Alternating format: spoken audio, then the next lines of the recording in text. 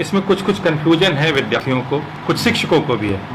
तो इसके बारे में आप बताएं, इसमें क्या क्या कर रहे हैं। जैसे परीक्षा कितनी बार में देनी है, और परीक्षा ऐच्छिक है या मैंडेटरी है, और सेमेस्टर 1 से लेकर 4 तक कितनी परीक्षा होगी, और इंटरनल परीक्षा कॉलेज लेगा तो उसका पैटर्न क्या होगा। तो इसमें तो पहली बात तो ये है कि ये छात्रों के डिमांड पे ये दूसरे जेनरिक सब्जेक्ट्स की परीक्षा ली जा रही है, और ये ऐच्छिक है। मतलब जो इच्छुक विद्यार्थी हैं वो दे सकते हैं इसमें, और ये बेसिकली उन छात्रों के डिमांड पे ही किया जा रहा है। और जहाँ तक इसमें कितने पेपर लेने की बात है, इसमें 4 पेपर की परीक्षा होगी। ये एक सब्जेक्ट विद्यार्थी उसको चुनाव करेंगे, दूसरे जेनरिक पेपर का एक विषय का चुनाव करेंगे, और उस विषय के 4 पेपर की परीक्षा है।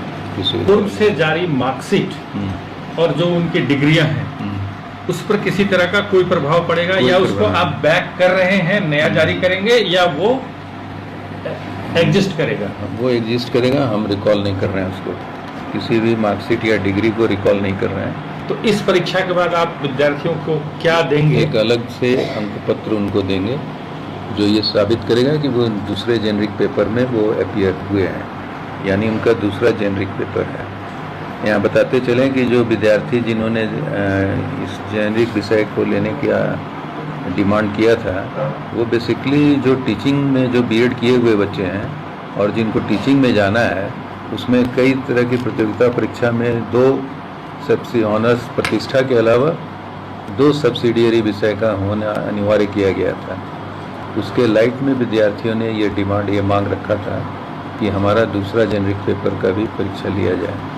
इसके संबंध में एक आवेदन हम लोग सरकार में दे चुके हैं कि CBCS पैटर्न UGC के द्वारा संचालित है, उनके आदेश से हुआ है। तो जो भी विद्यार्थी CBCS से पास हैं, उत्तीर्ण हैं, वो सभी प्रकार की प्रतियोगिता परीक्षा के लिए एलिजिबल हैं।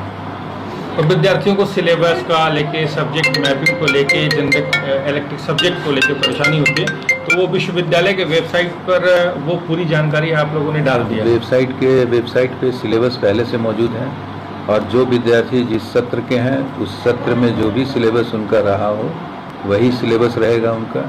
सिलेबस भी अवेलेबल है यूनिवर्सिटी के वेबसाइट पे, वहाँ से वो डाउनलोड कर सकते हैं।